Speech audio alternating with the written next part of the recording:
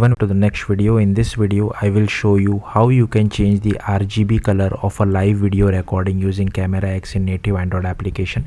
So let's get started. So first let me show you guys the output. So here you can see that I have my application running. I'm mirroring my device, so the output might be little bit laggy. Just bear with me. I'll just click on this while using the app, permission for camera as well as for audio. Then here you can see I have changed the RGB, but I have not started the video recording. I'll just click on start. Okay, and I can just click on stop as well. I'll quickly show you. So here we also get toast message where the video has been saved. Then I can just go to the files app, and here you can see the first video that has been stored. So yeah, that's it. Let's see how to implement this in Android using XML layout.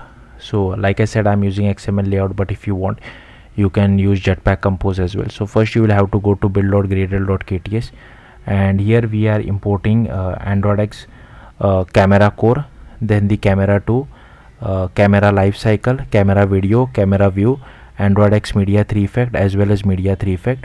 Now I am using version catalog, that's why we need to go to libs.versions.toml, and here you need to add this camera core, camera 2, camera lifecycle, media 3 effect, which is still in alpha at the time of me recording this video, and media 3 effect version.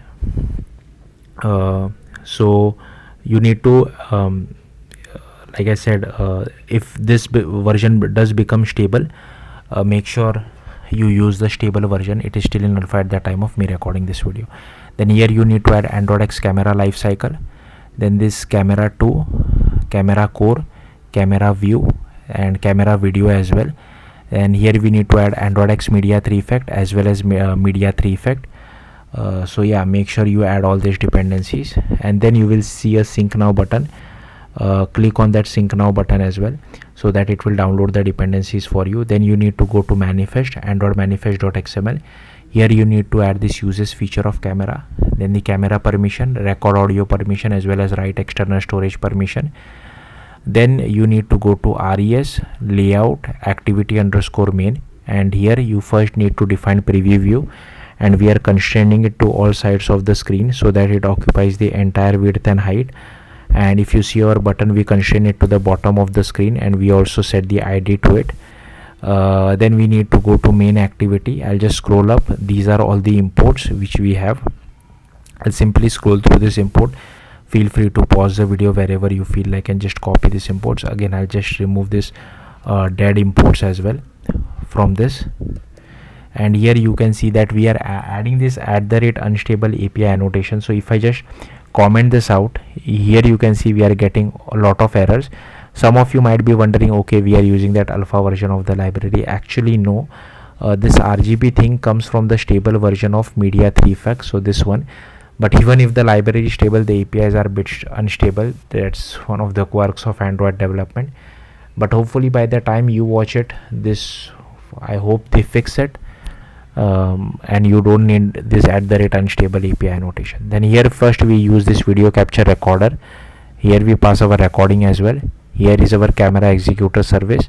Here is our preview view as well as our button. Then we just use register for activity result, asking for multiple permissions.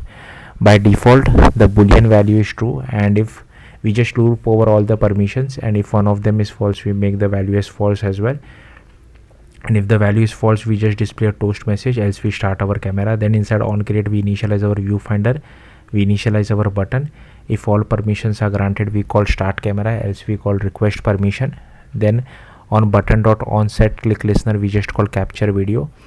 And inside capture video, we first check whether video capture is not equal to null.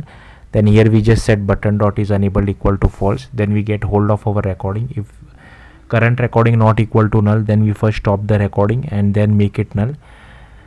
Then here we define a simple date format. We pass the content values as well, and here we pass the display name, mime type. If the version is greater than p, then we also set the relative path. Then here we pass the media store output options as well. Then here we do video capture dot output, pass our prepare recording. If the audio permissions is granted, then we just pass with the audio enabled, then we just call start method, and here we do video record event dot start, then we change the text of our button as well as is unable to true. And if the video record event is finalized, and if there is no error, then we just display a toast message as well, else we just close our recording and make it as null.